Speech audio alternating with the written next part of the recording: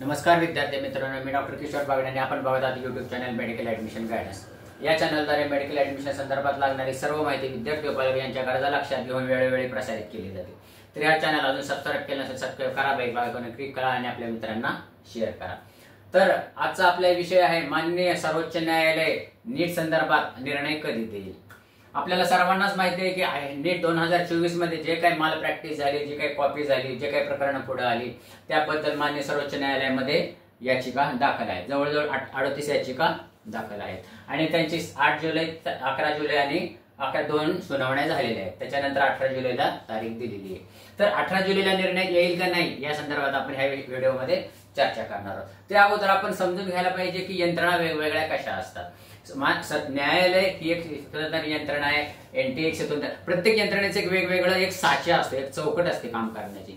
उदाहरणार्थ एनटीए म्हणजे national testing agency ही एक यंत्रणा आहे। ही यंत्रणा काय करते की भारतभरातल्या जे काही महत्त्वाच्या परीक्षा आहेत ती परीक्षा कंडक्ट करते आणि त्याचा निकाल पुढच्या यंत्रणेला सादर करते। म्हणजे नीटचाच विचार करायचा तर नीट परीक्षा एनटीए कंडक्ट करते आणि तो डाटा एमसीसी म्हणजे मेडिकल काउन्सिलिंग कमिटी यांच्याकडे सुपूर्द करते आणि मेडिकल काउन्सिलिंग कमिटी काय करते की सगळा काउन्सिलिंग कंडक्ट करते। म्हणजे एनटीएचं काम आहे फक्त परीक्षा घेणं आणि एमसीसीचं काम आहे काउन्सिलिंग घेणं।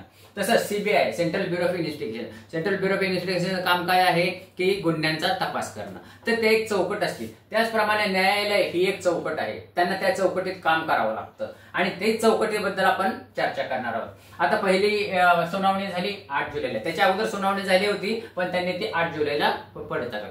8 जुलैला माननीय सर्वोच्च न्यायालयाने काय केलं की जे काही त्यांच्या समोर आलं NTA, CBI, government of India आणि 38 पिटिशनर यांच्याबद्दलचं जे काही त्यांचं बोलणं झालं, माननीय सर्वोच्च न्यायालयाने काय मागितलं एनटीएला आणि सीबीआयला की तुमचा जो काही डाटा आहे, तुम्ही जे काही तुमचं म्हणणं मांडताय त्याच्या पुष्टार्थ डाटा द्या। आणि त्याचप्रमाणे 38 पिटिशनरला पण सांगितलं की तुमचं जे काय म्हणणं आहे ते एकत्रित मध्ये आम्हाला फक्त 10 पानांमध्ये द्या की जेणेकरून आम्हाला त्याच्यावर अभ्यास करता येईल।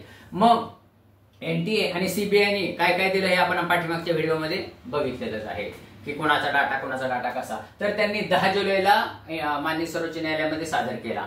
तर त्या डाटावर माननीय सर्वोच्च न्यायालयाला अभ्यास करण्यासाठी तर वेळ पाहिजे होता, म्हणून 11 जुलैला काय झालं, 11 जुलैला त्यांनी ते सगळं सपोर्ट जमा करून घेतलं आणि त्याच्यावर अभ्यास करण्यासाठी 18 जुलैला तारीख दिली। तर 18 जुलैला आता काय होईल ह्याच्याबद्दल आपण चर्चा करू की आता अभ्यास तर झालेला आहे आणि हे जे काही डाटा दिलेला आहे तो ह्या 38 पिटिशनला पण केलेला आहे, त्यांनी तो वाचन केलेला आहे।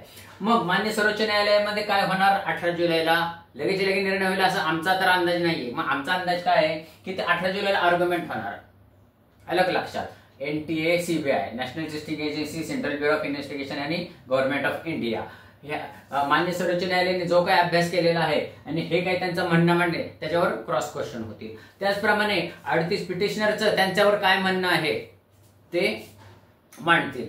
मग माननीय सर्वोच्च न्यायालय ह्याच्यावर विचार करेल की ह्यांचं म्हणणं काय आहे, ह्यांचं म्हणणं काय आहे आणि ह्यांचं म्हणणं झाल्यानंतर साधारणपणे 18 जुलै नंतर जे आर्ग्युमेंट झाले 22 किंवा 23 जुलैला पुढची तारीख पडेल।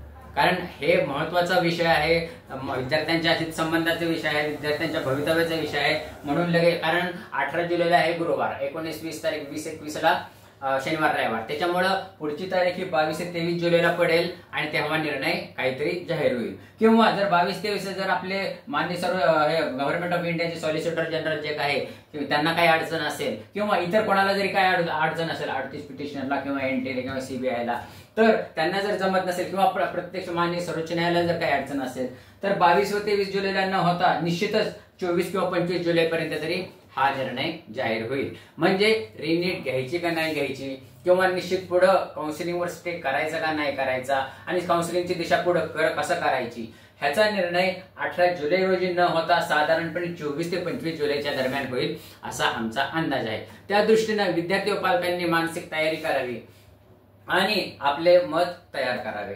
तर ह्याच विषय आपण मांडलेला आहे। या अशाच माहितीपूर्ण व्हिडिओसाठी ह्या चॅनलला सबस्क्राईब करा, कारण हा चॅनल मेडिकल ॲडमिशन संपेपर्यंत तुमच्या पाठीशी राहणार आहे आणि तुमच्या मदतीला येणार आहे। एवढं बोलून आजचा विषय थांबवतो। जय हिंद, जय महाराष्ट्र।